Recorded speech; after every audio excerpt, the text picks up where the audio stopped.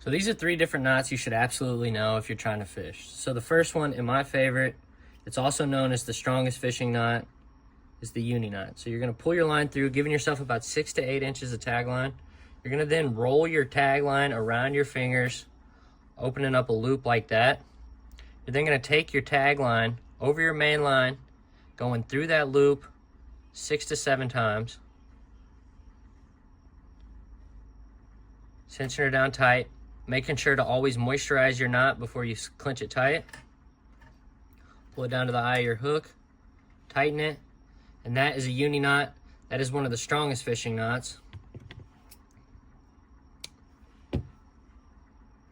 Okay.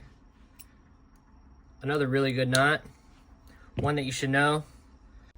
So this knot is particularly good for attaching swivels, your hooks, your swim baits, stuff like that. So you're gonna make a loop in your line like that. You're gonna go through the eye of your hook. You're then gonna take that loop, pull enough through where you'll be able to slide your hook through that loop. You're gonna take your loop, tie an overhand knot, making sure not to cinch it all the way down. You're then gonna take your loop and put your hook through said loop. Same with all knots. To avoid friction, you're gonna moisturize before you tighten it. You'll then tighten your knot, snip your tag end, and that is a palomar knot. It's good for swivels, it's good for small jerk baits, small crankbaits, anything such like that. That is a very, very strong knot.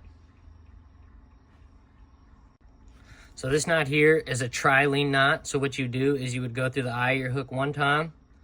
Through the side you went through the eye of your hook on, you're gonna take your line, roll it back over, and go through the eye one more time, making a loop in your line.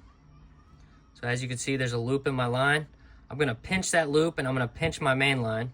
I'm then gonna run my tag line over my main line 5 to 6 times. We're gonna do it 3 or 4 just for video, so we don't keep this video super long. You'll then take your tag line, letting go of where you pinched, and there's 2 loops there. You're gonna take your tag end, and you're gonna run your tag end through both of those loops.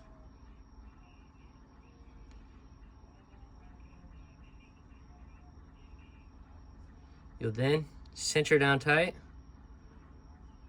holding your tag in, you'll cinch her down tight. That looked a little sloppy, but you get the point. And that is a trilene knot.